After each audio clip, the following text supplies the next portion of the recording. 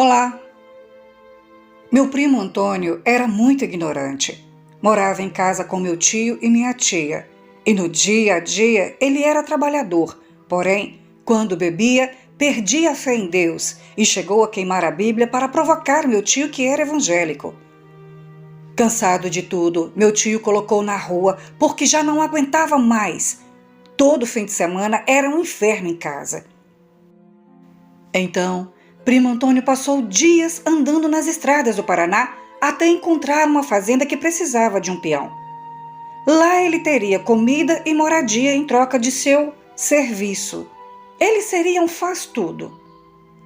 O patrão só exigia uma coisa: que não mexesse na moita de bambu ao lado da casa da sede. Lá era o xodó do fazendeiro. Ninguém passava nem perto. Então, meu primo ficou curioso e perguntou para o morador mais antigo por que o patrão não deixava mexer no bambuzal, já que tinha vários por ali. Então, por que só com aquele? Seu Messias sentou, enrolou um cigarro de fumo e começou a contar. Sabe, Antônio, eu trabalho aqui há muitos anos. Quando seu Walter Costa era dono da propriedade, pai do patrão, pense em um homem ruim. Batia de chicote nos empregados e um dia furou o olho de uma égua porque escapou e entrou no milharal. Matou a amante grávida e enterrou-a na beira do rio. Ele era ruim de dar dó e quem trabalhava para ele não recebia, e se fosse cobrar, os capangas davam uma sova e amarravam no formigueiro. E isso tudo por ordem do patrão. Quando o velho caiu do cavalo, quebrou o pescoço e morreu na hora. Ele foi velado em casa e quando passou pela igreja, o caixão ficou tão pesado que 8 homens não aguentavam carregar. Ele foi enterrado, mas no dia seguinte, o coveiro achou a cova aberta e o caixão vazio. E logo a notícia se espalhou que encontraram o corpo pendurado na porteira da fazenda. O delegado foi chamado para investigar, mas não deu em nada. Enterraram novamente, cimentaram a cova e colocaram ferro.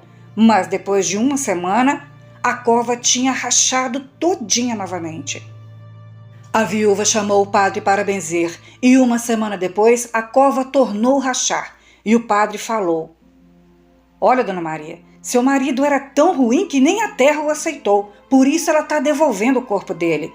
Então, o melhor a fazer é levar o corpo dele e colocar lá na moita de bambu, bem lá dentro escondido. Só assim ele vai ter paz e dar paz." E assim fizeram. Colocaram o corpo na moita de bambu e ali virou a casa dele. E tem noites que alguém diz ver um corpo seco, só pele e osso, andando pela fazenda. Meu primo ouvia a história se segurando para não rir. Foi para casa rindo e passou mais ou menos um mês. No dia do pagamento, o patrão o chamou. "Seu Antônio, quero que o senhor tire umas varas de bambu para fazer uma horta, mas tire do bambu da beira do rio. Não mexa nesse aqui da sede. E como o senhor não tem família, não precisa ir para a cidade fazer compra. Pode fazer isso hoje?" Meu primo nada disse, mesmo porque era empregado e aceitava ordens. Todo mundo foi para a cidade fazer as compras e ele ficou sozinho na fazenda. Aproveitou para beber uma pinguinha. Quer dizer, bebeu uma garrafa inteira. Amolou o facão e saiu para cortar os bambus. Mas o bambuzal era longe. E para que ir longe se tinha um bambu bem ali pertinho e ninguém ia ver? Ele pensou. Ele não acreditava nessa história e nem acreditava nem em Deus e nem em assombração. E quando chegou ao bambuzal, já sentiu um arrepio, mas ignorou. Ele deu o primeiro golpe de facão e a vara de bambu voltou e bateu no meio das costas dele igual uma chicotada. Deu outro golpe e levou uma varada na barriga e a madeira parecia de ferro. E do nada surgiu uma ventania tão forte que os bambus batiam nele com tanta força que chegavam a tirar sangue. Ele logo gritou um palavrão: "Desgraça dos infernos!" Deu o último golpe com toda a sua força e o bambu partiu ao meio e um pedaço enfiou em seu olho direito e era como uma lança. Ele caiu ao chão gritando de dor, andou com dificuldade até a estrada para pedir ajuda e ele estava todo rasgado, como se estivesse sido chicoteado. Conseguiu chegar até o hospital, mas perdeu a visão do olho direito que foi vazado pela farpa do bambu. E quando o patrão ficou sabendo, mandou ele embora na hora sem direito a nada, porque desobedeceu às ordens dele.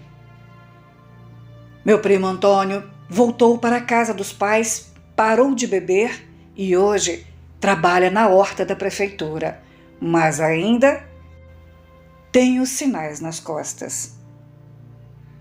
Boa noite.